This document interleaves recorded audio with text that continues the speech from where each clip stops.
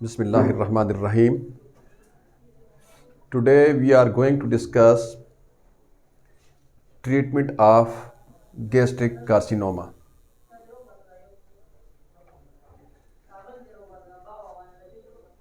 Carcinoma gastric, as we discussed, कि ये uncontrolled division है इपिथेलियल यानी simple columnar epithelium of the gastric mucosa का। ये अनकंट्रोल्ड डिवीजन है simple corneal epithelium of the stomach का। Am I clear? अब होम्योपैथिक ऑर्गेनिक के लिहाज से जो ये कैंसर प्रोड्यूस होता है, जो एंटी ऑन्कोजीन खराब होके ट्यूमर सप्रेशन यानी डिवीजन को कंट्रोल करना, इनहिबिट करना, स्टॉप करना छोड़ देता है और डीएनए को रिपेयर करना और उसकी चौकीदारी करना छोड़ देता है, तो उसके पीछे जो मैकेनिज्म है, जो अंडरलाइंग काज है, वो है मियाज़म्स, जो प्रीडिस्पोज यानी वल्नरेबल बनाते हैं किसी भी बंदे को कि वो carcinoma of the stomach develop कर ले।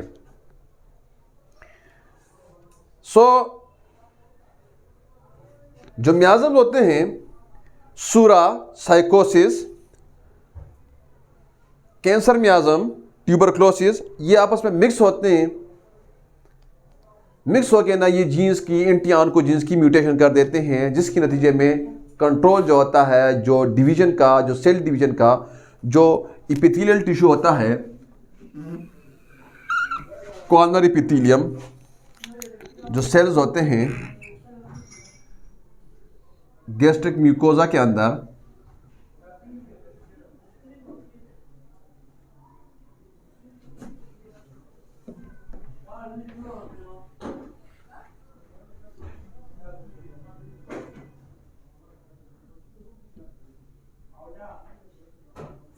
उनका डिवीजन जो होता है वो अनकंट्रोल हो जाता है, जिसके नतीजे में न्यूप्लेजा यानी ट्यूमर बनता है, यानी कार्सिनोमा यानी tumour of the columnar epithelium tissue of the gastric mucosa बनता है। सबसे पहले आपने क्या करना है? सबसे पहले जो आपके पास ट्रीटमेंट आपने किस चीज़ का करना है? सबसे पहले आपने कैंसर को एंटीडोट करना है। ठीक है जी, सबसे पहले आपने इसको अरेस्ट करना है, इसको एंटीडोट करना है। तो वो आपने करना है सिरनम 200 से या 1 mg। अब उसके बाद सिरनम के बाद आपने सूरा को एंटीडोट करना है। सूरा को एंटीडोट करना है, जो अलाउ करता है, जो मीडिया फराहम करता है अनकंट्रोल्ड डिवीजन यानी कैंसर को, अनकंट्रोल्ड डिवीजन ऑफ सेल्स यानी कैंसर को, यानी प्रोलिफरेशन ऑफ द कैंसर को जो मीडिया दे फराहम करता है, उसको आपने एंटीडोट करना है। अब उसके बाद आपने क्या करना है? तीसरा जो आपने दवाई लगाना है सोरानिम के बाद, आपने साइकोसिस को एंटीडोट करना है। गंदूरिया नासिरिया को मिडोरिनम 200 दे के तीसरे दिन 24 आवर आपने एक दवाई को देना है और उसके बाद आपने दूसरी दवाई देनी है। उसके बाद आपने उसकी हिस्ट्री लेनी है। अगर उसकी फैमिली हिस्ट्री में टीबी मौजूद है तो ट्यूबरकुलिनम से पहले, मिडोरिनम से पहले आपने ट्यूबरकुलिनम लगाना है। 1 mg में या 200 में आपने ट्यूबरकुलिनम लगाना है।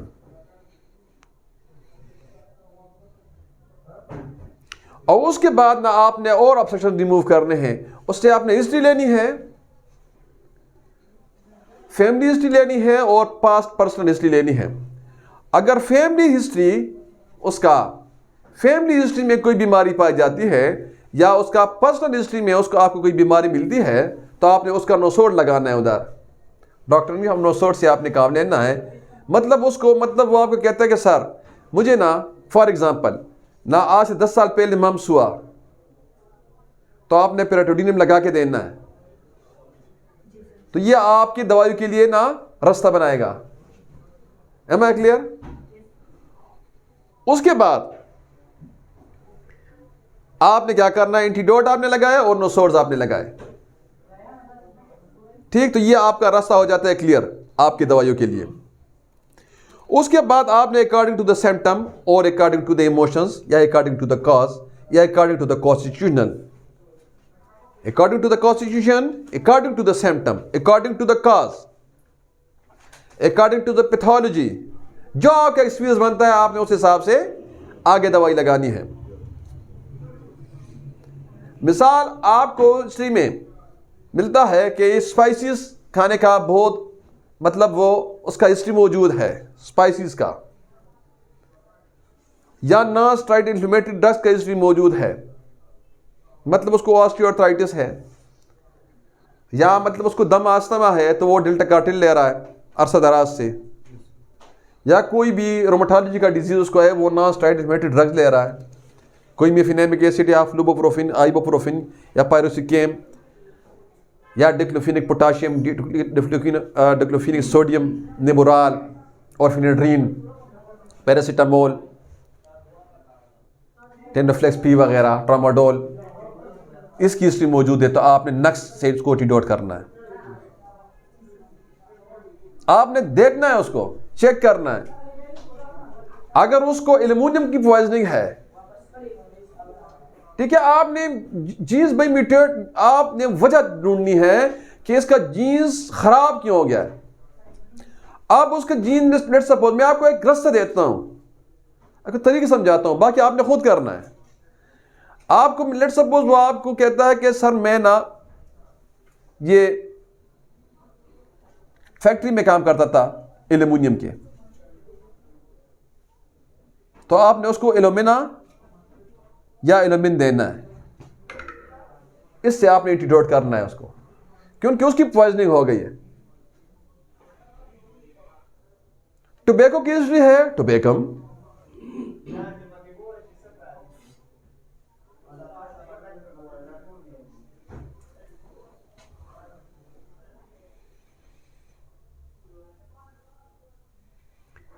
बाकी ना उसको फैमिली हिस्ट्री है, उसके बाप को भी कैंसर, उसकी फैमिली में कैंसर का स्ट्रांग हिस्ट्री, कार्सिनोसिनम आपने देना है, उसका आपने टेंडेंसी को तोड़ना है। उसने आपने उसके टेंडेंसी को कार्सिनोसिनम से तोड़ना है।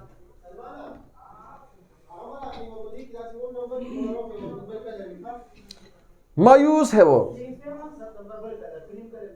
बिल्कुल मायूस। वो कहते जी डॉक्टर के पास मेरी कोई दवाई नहीं है, मैं ठीक नहीं हो सकता, और मिट देने से आता आप, और मिट देना आपका कार्सिनोसिन काम नहीं कर रहा, नहीं काम कर रहा, टेंडेंसी को नहीं तोड़ रहा, एक्सरे लगाना है, आपने रिप्लेस करना है कार्सिनोसिन को। एक्सरे फेल होता है, आपने सोल लगाना है।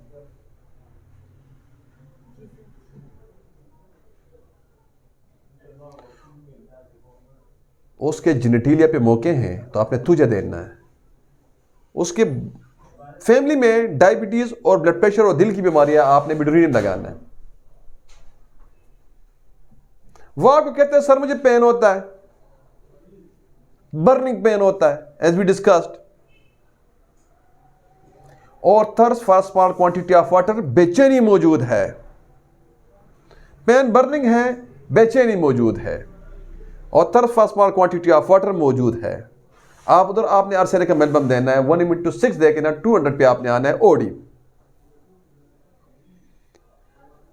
ये एसिडिटी को भी ठीक करेगा, पायरोसिस को भी ठीक करेगा, ये उसके बहुत सारे मसाइल को ठीक कर देगा। उसको अब बर्निंग है लेकिन thirst for icy cold water है, तो आपने आर्सेनिक एमेल्बम की जगह उसको फास्फोरस देना है। वन सिम्टम वन रेमेडी की बेस पे ना हमने आपको समझाना है।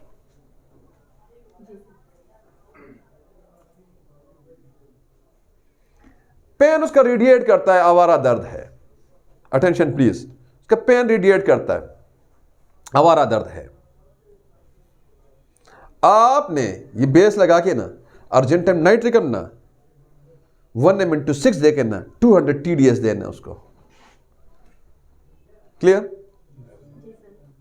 आप यहाँ देखिए, आप यहाँ से मैं आपको दवाइयाँ बताता हूँ तो आपको हमने जब आपके मेकअप क्लासेस किए कैंसर पे, आपको इधर से अंदाज़ा होता है कि जब मैं उल्टी की बात करूँगा तो आपको उधर अंदाज़ा होगा कि भाई किस रीजन में ये दवाई काम करती है। अब फास्फोरस हम दे रहे हैं, फास्फोरस आपके डीएनए का कॉन्स्टिट्यूएंट है। ये आपका क्या है, ये आपका एनर्जी मॉलिक्यूल है। ये डीएनए का जो न्यूक्लियोटाइड्स है, वहां न्यूक्लियोटाइड्स का इंटीग्रल पार्ट है। बहुत सारे न्यूक्लियोटाइड्स मिलकर ना न्यूक्लियोटाइड चेन बनाते हैं, डीएनए बनाते हैं। ऐसा ही होता है ना। आप न्यूक्लियोटाइड्स के अंदर क्या है, जो कड़ियां लगी हैं डीएनए में, राइट, उसके अंदर क्या है, उसके अंदर क्या है, न्यूक्लियोसाइड्स हैं, न्यूक्लियोसाइड्स हैं उसके अंदर। गोनिन है, थायमीन है, एडेनिन है, साइटोसिन है, यूरासेल है, ठीक है जी। पेंटोज शुगर है 5 कार्बन वाला, फास्फेट होता है, तो न्यूक्लियोटाइड बन गया। अब ये न्यूक्लियोटाइड जो आपस में ऐसे बॉन्ड बनाते हैं, फास्फोडाइस्टर बॉन्ड बनाते हैं ना फास्फेट से। अब जब वो खराब होता है डीएनए, मतलब उसका बैकबोन टूट गया ना, अब बैकबोन किससे बनता है, डीएनए का बैकबोन किससे बनता है। देखिए ये डीएनए है ना, डीएनए की खराबी है ना कैंसर में, जीन्स की। अब ये डीएनए है, ये न्यूक्लियोटाइड्स है, क्या है, न्यूक्लियोटाइड्स हैं। ये 4 न्यूक्लियोटाइड्स में बना देता हूं। अब ये आपस में चेन किससे बनाते हैं, ये दरमियान में जो आपस में जुड़ते हैं ऐसे, ये किससे जुड़ते हैं, as we discuss in the lecture of the genetics. और हमने जेनेटिक ऑफ कैंसर में भी पढ़ाया आप लोगों को। अब ये किस चीज से, ये फास्फोडाइस्टर फास्फेट से बनते हैं ना।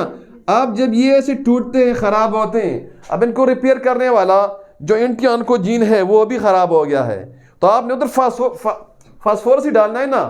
कॉन्स्टिट्यूशनल रेमेडी आपको, डीप रेमेडी आपकी। Am I clear. अब सिम्टम्स पे आप दवाई दें तो आपको दवाई की समझ लगती है कि भाई ये दवाई क्या काम करती है और कैसे काम करती है। अब इसके बाद आपका मरीज से इनटॉलरेबल पेन है, उसको खौफनाक, नाकाबिले बर्दाश्त इनटॉलरेबल पेन है उसको, तो आप उसको यूफोर्बियम दें। आज यूफोर्बियम फेल होता है, कालिसाइनेटम दें। 1 symptom 1 remedy. Am I clear. तो आप क्या करें, उसको कालिसाइनेटम दें। आप कोई बर्निंग पेन नहीं है, ना रेडिएटिंग पेन है, ना बर्निंग पेन है, और ना इंटॉलरेबल पेन है, नॉर्मल पेन है, तो आप कॉन्डरिंगो दे। ये एच पाइलोरी भी मारता है, कैंसर को भी ठीक करता है, और दर्द को भी ठीक करता है, और जख्म को भी ठीक करता है, कॉन्डरिंगो। आप पेट में दर्द है, साथ उल्टी है, क्लियर, शाबाश। पेट में दर्द है, साथ उल्टी है, तो क्या, बिस्मित। आप बिस्मित दे उसको।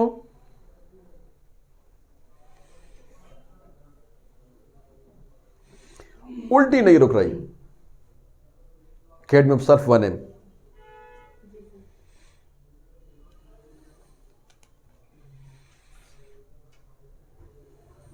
आप स्पेसिफिक ना स्पेसिफिक 8-9 दवाइयां मैं आपको बताता हूं कार्सिनोमा की, स्पेसिफिक, जो सिर्फ और सिर्फ ना कार्सिनोमा के लिए है। मैं सिर्फ गैस्ट्रिक कार्सिनोमा की बात नहीं कर रहा हूं, जहां कहीं भी एपिथेलियल टिश्यू का सेल डिवीजन कंट्रोल से बाहर होता है, चाहे वो स्किन में है। अब मैं आपको थोड़ा सा और भी ब्रॉड कर देता हूं, एम आई क्लियर, ताकि आपको इस एक सेशन में ना बहुत सारे कैंसर्स आप ठीक करने के ना काबिल हो जाएं। ये एक सेक्शन करते हैं कुछ 10 मिनट, फिर वाइंड अप करते हैं। Am I clear. मैं आपको 8-9 दवाइयां बताता हूं। ये मैं आपसे स्पेसिफिक मैदे के मुतालिक जो गैस्ट्रिक कार्सिनोमा था ना, तो इधर हमने आपसे बात की ना, बेस डॉक्ट्रिन ऑफ नोसोड और 1 सिम्टम 1 रेमेडी के बेस पे हमने आपको ट्रीटमेंट समझा दिया है। ठीक है जी। अभी क्या करना है, अभी हमने करना है जो एपिथेलियल टिश्यू होता है ना, एनीवेयर, चाहे स्किन में चाहे जिधर भी है एपिथेलियल टिश्यू, अगर उधर ना उसके सेल्स का जो कंट्रोल होता है डिवीजन का, वो अनकंट्रोल हो जाता है, प्रोलिफरेशन होती है, तो आपने ये 8-10 दवाइयां उठा के उधर लगानी है। ठीक है जी। So let's start with the arsenicum album. ठीक है जी। तो ये आपका, हम मैदे से निकल के ना, इंक्लूडिंग मैदा, जितने भी आपका ना एपिथेलियोमास हैं, tumour of the epithelial tissue है, ठीक, आप उधर लगा सकते हैं। आप देखिए, अगर आपको बर्निंग मिलता है और बेचैनी मिलती है और मरीज निफासत पसंद है, साफ सुथरा है, अपोजिट ऑफ सल्फर, आप आर्सेनिक एल्बम दे उसको। ये मुंह के कैंसर को भी ठीक करेगा, ये कैंकर सोर एप्सिस अल्सर को भी ठीक करेगा, ये जिगर के कैंसर को भी ठीक करेगा, ये एडिनोकार्सिनोमास को भी ठीक करेगा। तो वो क्या होता है, उधर भी तो एपिथेलियल टिश्यू लगा हुआ होता है। आर्सेनिकम एल्बम के कैंसर का कोई एरिया ही नहीं है, ये हर जगह, हर किस्म के टिश्यू। अगर आप कैंसर को डिवाइड करते हैं टिश्यू के लिहाज से, टिश्यू टाइप के लिहाज से, अगर आप कैंसर को डिवाइड करते हैं लोकेशन के लिहाज से, तो ये लोकेशन, इसका ना कोई लोकेशन है कैंसर में और ना इसका कोई टिश्यू है कैंसर में, इस सब में काम करता है। बहुत बड़ी दवाई है। स्किन कैंसर में आप उसको उठा के लगा सकते हैं, मुंह के कैंसर में आप उसको उठा के, गले के कैंसर में उठा के, मैदे के कैंसर में उठा के लगा सकते हैं, एनीवेयर आप लगा सकते हैं। Am I clear?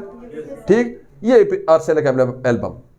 इसके बाद जो दवाई हमारे पास आती है आर्सेनिक एल्बम के बाद, वो है सेकंड लाइन पे तूजा। तूजा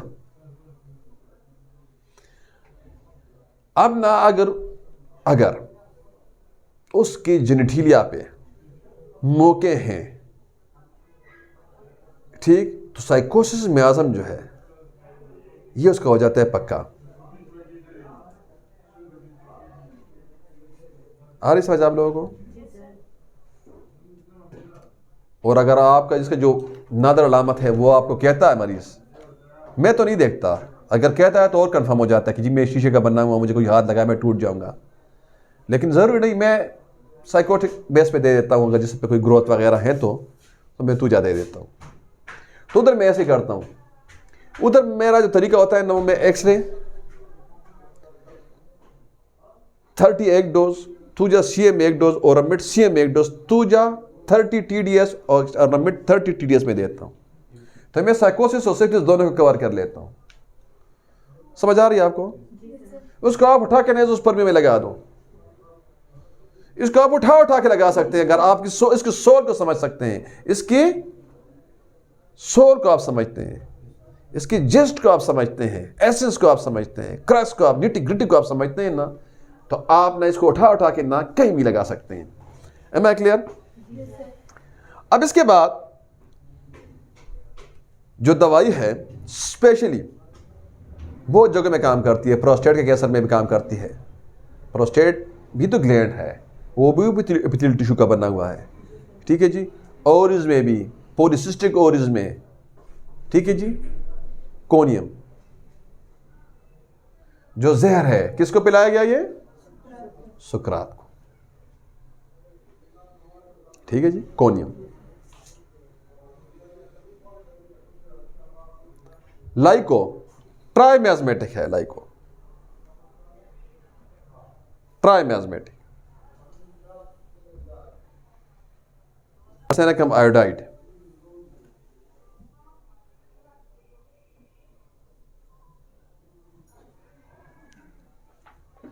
काली सल्फ,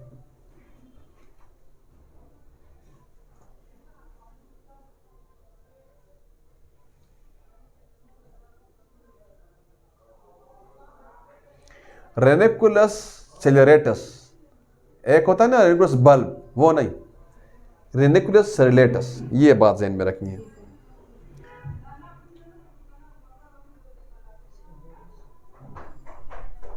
सीपिया,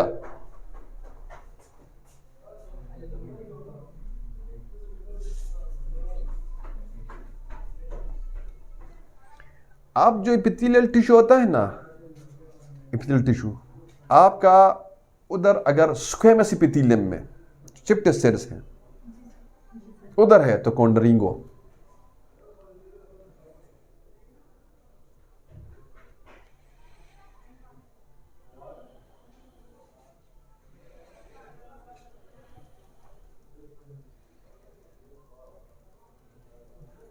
अच्छा, कुछ जनरल दवाइयां मैं आपको 2-4 बता के ना वो आप ग्रुप में रखे साथ सेकंड ऑप्शन पे, रिगार्डलेस ऑफ लोकेशन और टाइप ऑफ कैंसर, वो आप जहन में रखें। ग्रुप एक लिस्ट में आपको देता हूँ, वो लिखें। ग्रेफाइटिस लिख दें, कार्बोनिमेलिस, नाइट्रिक एसिड, सलीशिया, सल्फर, करियाजोट और हाइड्रास्टिस। हाइड्रास्टिस को मैं स्किन कैंसर में भी इस्तेमाल करता हूँ, लोग लगाने के लिए मैं देता हूँ। गैंग्रीन में भी इस्तेमाल करता हूँ, एच पाइलोरी को भी इस्तेमाल करता हूँ, और मैदे के कैंसर में भी इस्तेमाल करता हूँ, चाहे वो कार्सिनोमा है और चाहे वो एडिनो कार्सिनोमा है, कुछ भी है। तो एम आई क्लियर? तो ये आपके पास जनरल आ गया ग्रुप, ठीक है जी। और मैंने आपको स्पेसिफिक ग्रुप दे दिया एपिथेलियल टिश्यू के ट्यूमर का, जहाँ कहीं भी हो। और तीसरा हमारा जो पार्ट था थेरेप्यूटिक्स में, वो हमने जो गैस्ट्रिक कार्सिनोमा है उसकी दवाइयाँ आपको बताई, ठीक है जी। इंशाल्लाह नेक्स्ट जो हमारा लेक्चर होगा वो लिम्फोमा पे होगा। Clear? Thank you very much.